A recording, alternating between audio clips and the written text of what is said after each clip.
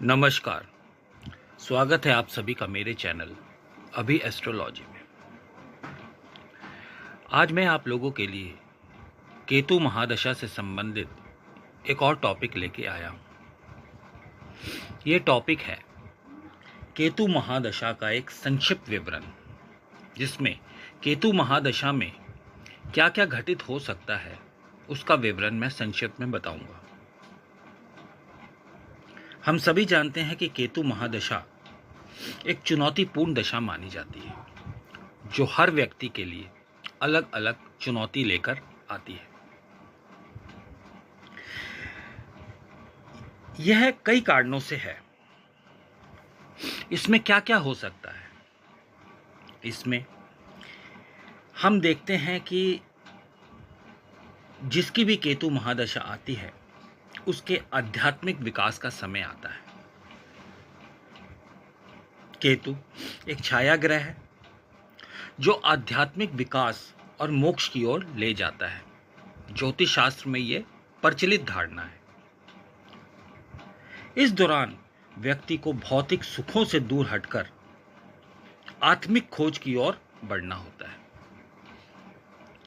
यह कई लोगों के लिए कठिन परिवर्तन हो सकता है, क्योंकि देखिए केतु आपको आध्यात्मिक विकास मोक्ष की ओर ले जाएगा, तो आपको जो भी भौतिक सुख सुविधाएं हैं उससे दूर करेगा।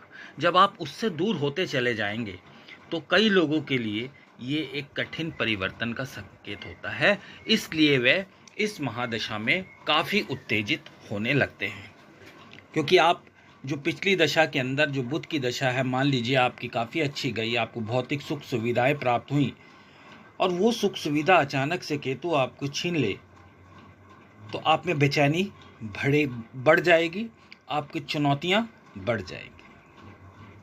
इसके अलावा अचानक बदलाव होता है। केतु अचानक बदलावों का कारक है। यह व्यक्ति के जीवन में अचानक मोड़ ला सकता है।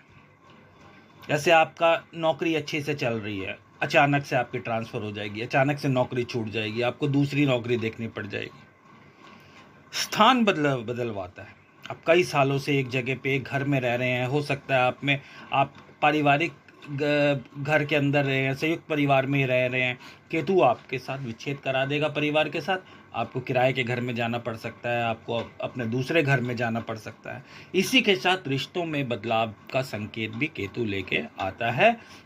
केतु में रिश्ते नाते यारी दोस्ती सब पे इफेक्ट आता है। ये अचानक बदलाव कई लोगों के लिए परेशानी का कारण बन सकता है।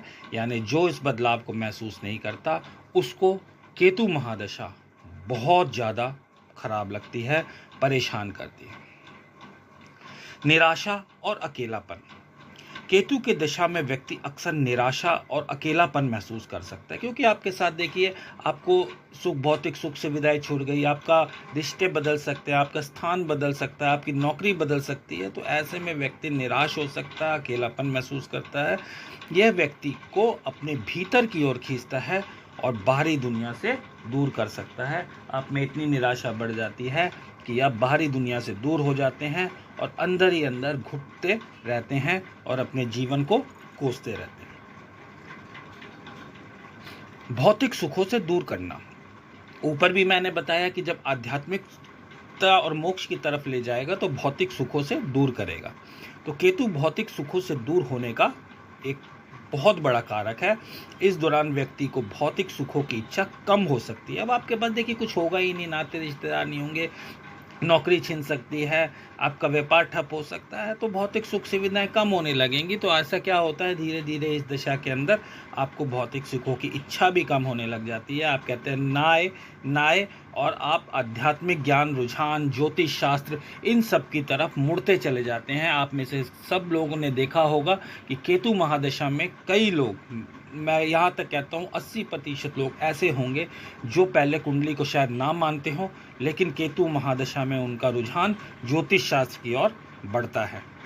तो भौतिक सुखों से दूर कर आध्यात्मिक ज्ञान और रुझान की ओर केतु ले जाता है।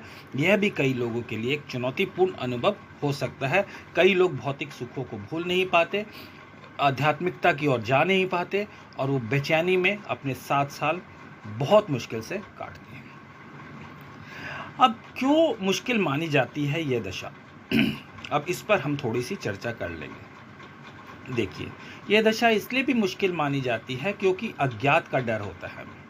केतु के प्रभाव से व्यक्ति अज्ञात के डर से ग्रसित हो सकता है। ठीक है, मतलब कि आपके साथ आपको हमेशा ये लगता रहेगा कि कभी भी मेरे साथ कोई बुरी घटना होती रहेगी, आपके मन में ये इंट्यूशन आती रहेगी। इसके अलावा परिवर्तन का विरोध, कई आप में से कई लोग ऐसे हैं जो परिवर्तन को स्वीकार नहीं कर पाएंगे। आपको भौतिक सुख सुविधाएं चाहिए, आपके नाते रिश्तेदार ये सब भौतिक सुख सुविधाएं देख रहे हैं, आप वहाँ पे भौतिक सुख सुविधाओं से दूर रहेंगे तो वो परिवर्तन आपको नहीं महसूस होगा। अकेलापन और उपेक्षा, केतु की दशा में व्यक्ति अक्सर अकेलापन और उपेक्षा महसूस कर सकता है। भौतिक सुखों से दूर होना भी कई लोगों के लिए कठिनाई भरा होता है। तो इसलिए केतु महादशा में हम लोगों को मुश्किलों का सामना करना पड़ सकता है। ये दशा बहुत मुश्किल भरी मानी जाती है। अब केतु के उपाय क्या कर सकते हैं हम?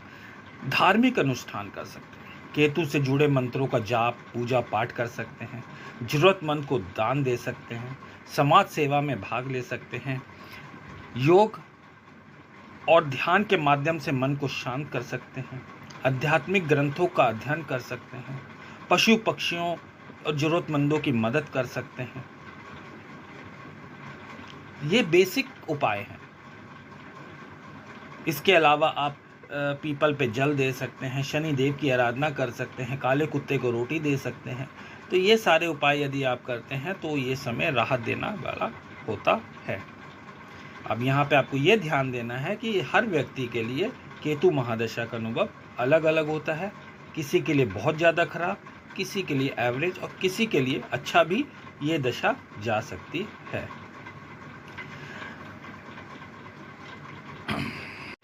अंत में मैं यही कहना चाहूँगा कि केतु महादशा एक चुनौतीपूर्ण समय हो सकता है, लेकिन ये आध्यात्मिक विकास के लिए एक अवसर भी है। इस दौरान व्यक्ति को धैर्य रखना चाहिए, सकारात्मकता रहनी चाहिए। ऊपर बताए गए उपायों को अपनाकर आप केतु महादशा के नकारात्मक प्रभाव को कम सकते हैं और सकारात्मक परिणाम प्राप्त कर सकते हैं।